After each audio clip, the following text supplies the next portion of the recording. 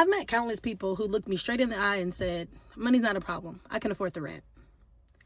And that's great. But if you have bad credit to go along with that good income, then your income is not going to be enough to overcome your bad credit. Most seem to think that may make $10,000 a month or more, that they can just simply just buy the rental.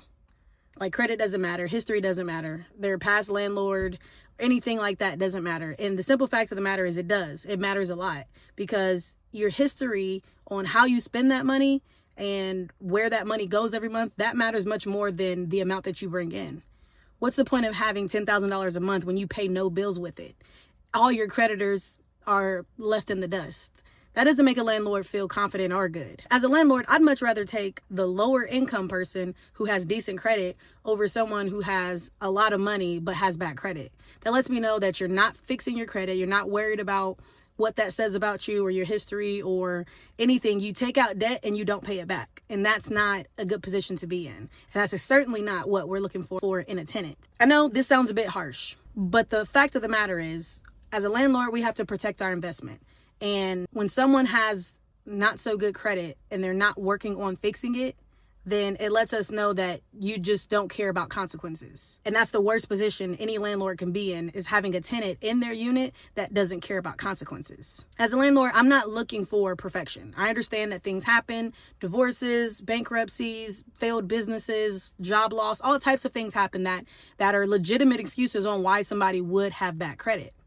But flexing that you have good income while also having bad credit, it's not a flex. When we look at credit, we're looking at your past history. We're looking at what type of debt you took out. We're looking at who did you pay that debt back?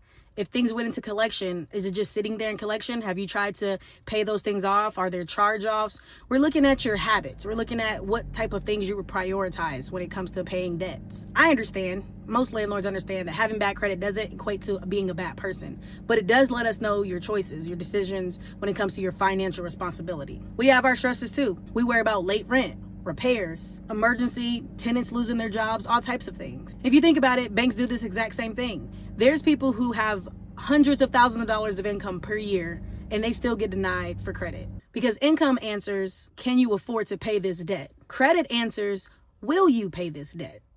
And we look at your history to determine that. Here's what tenants don't realize. When it comes to you not paying rent, we still have mortgages, taxes, insurance, repairs, legal costs can stack up. Evictions take days, weeks, months. In some states, it takes years. And alongside that, property damages increase every passing day. So the emotional stress of this is just not fun. So landlords really weigh credit heavily because it's a good indicator on how you've paid your bills in the past. When a landlord sees things in collections, late payment, charge-offs, unpaid balances, it just lets us know that we possibly could be next in line to be on that list. And we don't want that. So when we see high income but bad credit, we don't think, oh wow, this person is capable, they can afford this. We think they can afford it if they just don't pay their bills. It suggests to us that you either overspend, you have lifestyle inflation, you make poor financial decisions, and at least in my experience, I've noticed a strong sense of entitlement. So with all those things wrapped up, to me, it's just pattern recognition, and it's a risk tolerance and it equates to just risky behavior. But there's good news. Tenants can overcome having bad credit with high income or with modest income. For us, your income needs to be at least 2.5 times rent. So if we're charging $1,000 a month in rent, then for 2.5 times, you need to make $2,500 a month. That's not too bad. So I'll take that modest income where you're just hitting that threshold with decent credit, as opposed to someone who makes $10,000 a month with very poor credit. Again, unless you can justify why you have such poor credit, then we'll take it from there. So here's what you can do if you have poor credit and high income. You can take some actionable steps. You can show that you've made on-time payments from your previous landlord. If they had some type of portal where you reported credit,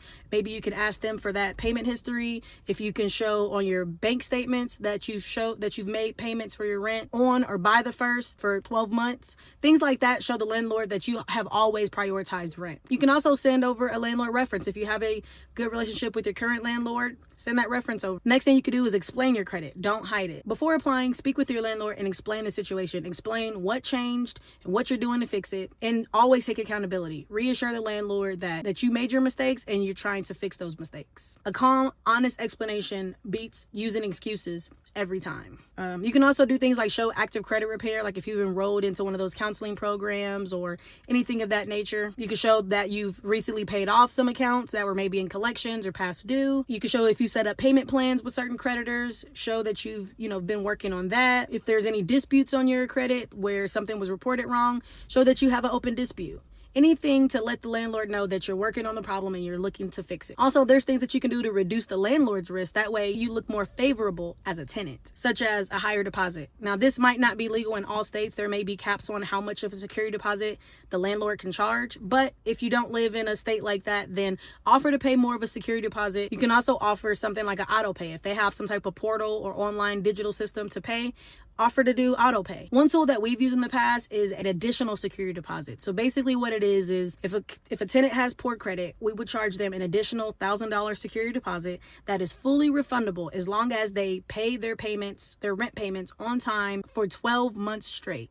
If they do that, then we'll write them a check for their $1,000 back and everybody's happy. The next thing you can do is be a really good communicator. I've touched on this in a past video about how important it is to communicate. If you're responsive, if you answer your phone, you call back, if you answer emails, if you're organized, if you're just proactive, things like that go a very, very long way with the landlord. No one likes to have to hunt somebody down. So if I can easily get into contact with you or ask you a question or get the documents that I ask you to send over, if you can do all those things easily, then it lets us know that you're an easy person to deal with, and that goes a long way. To sum it all up, credit doesn't define you. We understand that you can fall on hard times and that can really damage and destroy your credit, but don't act entitled as if having all this money is going to change the situation.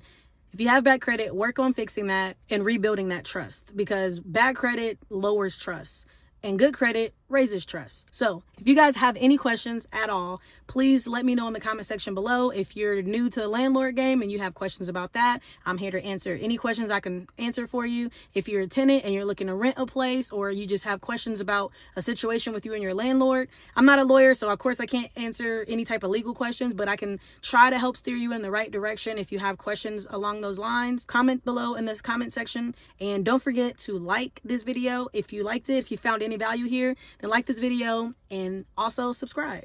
We're having fun here, right? I thank you guys so much for watching, and I will see you guys tomorrow.